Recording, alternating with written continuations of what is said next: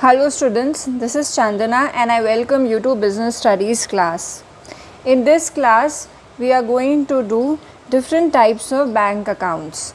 The accounts which can be opened in a bank. So there are various kinds of bank accounts which we can open in bank.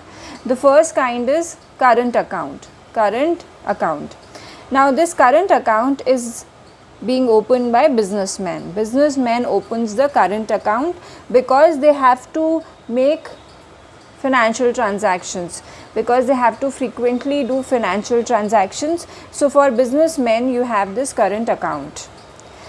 In case of current account you can withdraw n number of times. आपका जितनी बार मन हो आप money withdraw कर सकते हैं, जितनी बार मन हो आप मनी डिपॉजिट कर सकते हैं.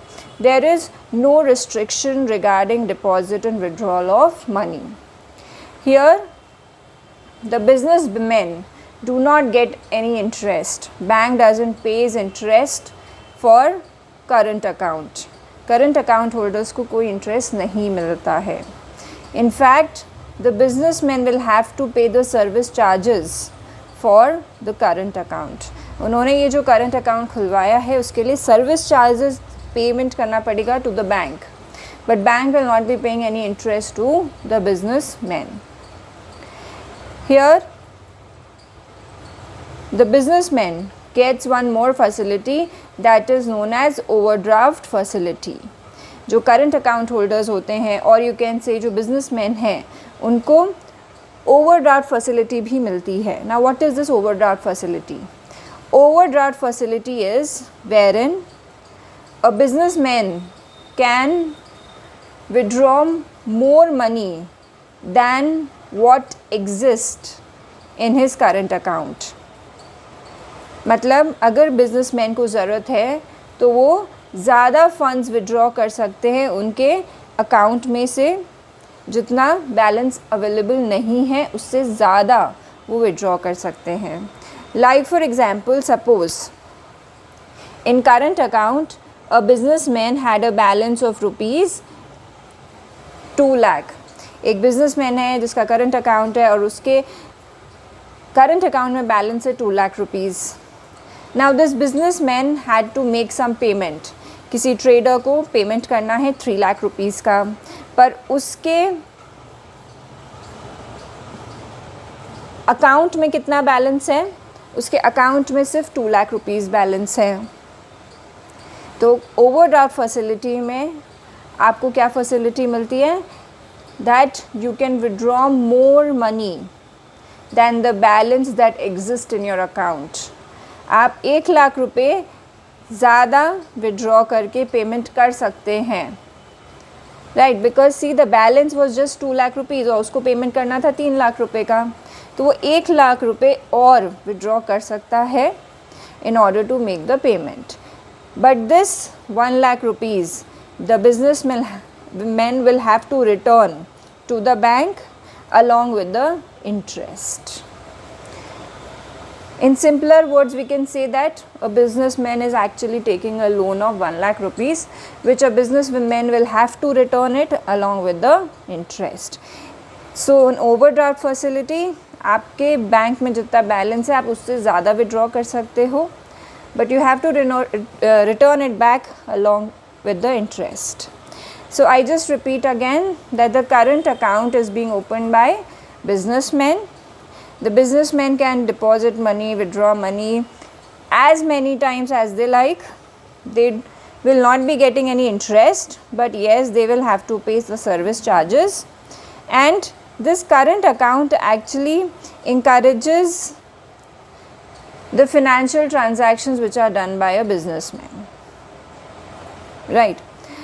Now savings account. Savings account are opened by common people. We common people, like we teachers, like you all students, we open this savings account.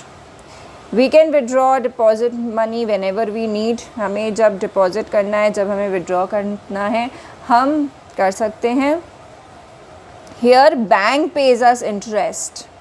Bank pays interest, right? On the amount deposited in the savings account. हमने savings account में जितना funds deposit किया है उसके according we get the interest. Okay, here the bank issues checkbook and the passbook. Now what is a checkbook? I think checkbook everybody knows that if you want to do financial transactions, if you want to transfer funds from one account to another, अगर हमें किसी को payment करना है, funds transfer करने हैं, तो हम क्या यूज़ करते हैं? We use checkbook. We use those checks. Cheques में नेम लिखते हैं अकाउंट होल्डर का. वी मेंशन द फंड्स, कितने पैसे ट्रांसफ़र करने हैं, account number is written, date is mentioned and signature is mentioned, right. And by using the cheque we can transfer the funds. We also get a passbook.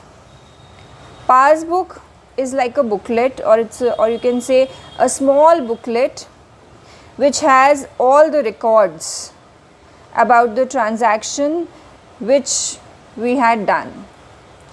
इसमें सब लिखा रहेगा कि आपके पास फंड्स कहाँ से आए, कौन से अकाउंट से आए, कहाँ किसको पेमेंट किया आपने, कितना डेबिट हुआ, कितना क्रेडिट हुआ, राइट, कितना इंटरेस्ट मिला, and date will also be mentioned. That means this passbook will be having all the record of the financial transaction that you do related to this saving account. Okay, now coming to recurring deposit account, in short we also call it as RD.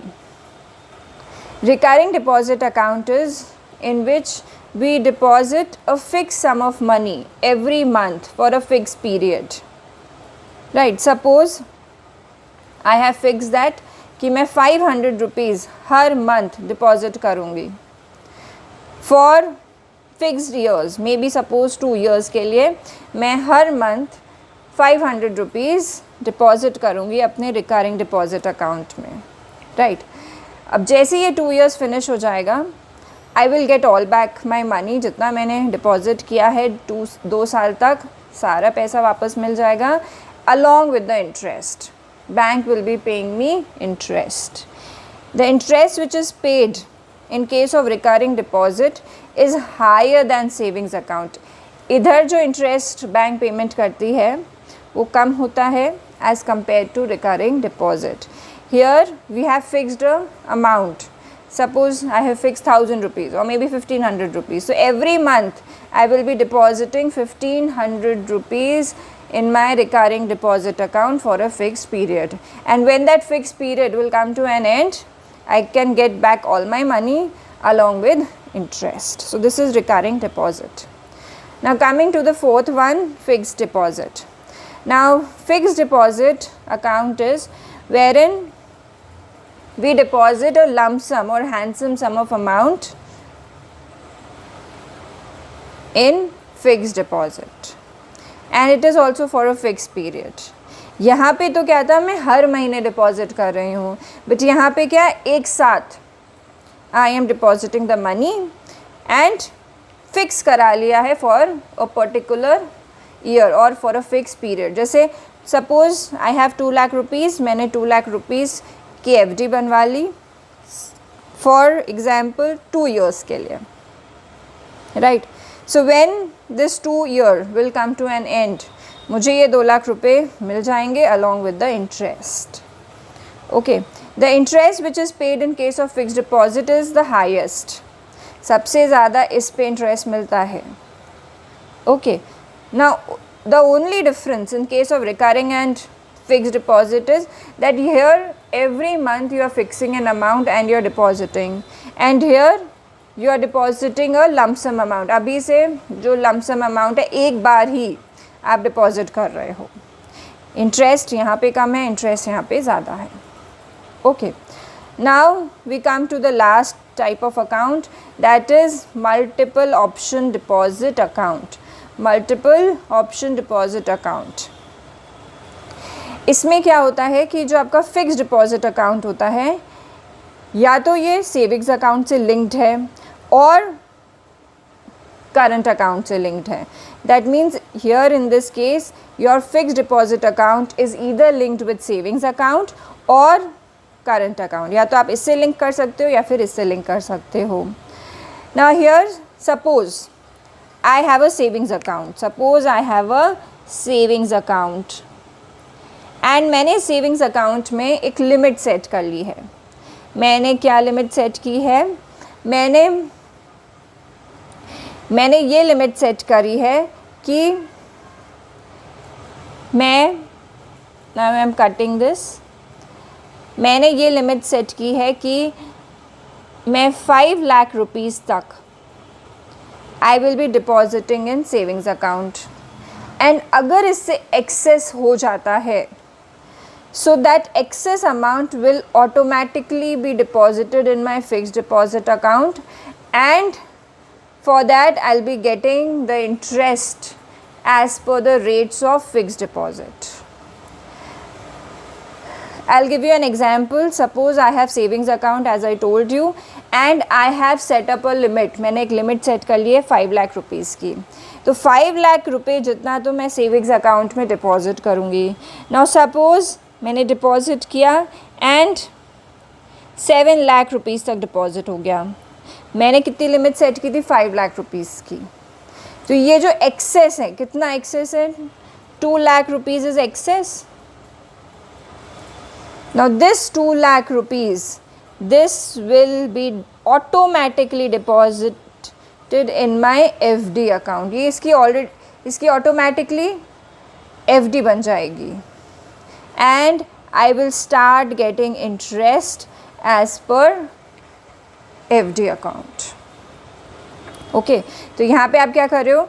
You are setting up a limit कि मेरे savings account में इतना होना चाहिए, और इससे अगर access हो जाता है, वो एक्सेस ऑटोमेटिकली FD में ट्रांसफ़र हो जाएगा एंड उस पर मुझे कितना इंटरेस्ट मिलेगा जो FD पे मिलता है.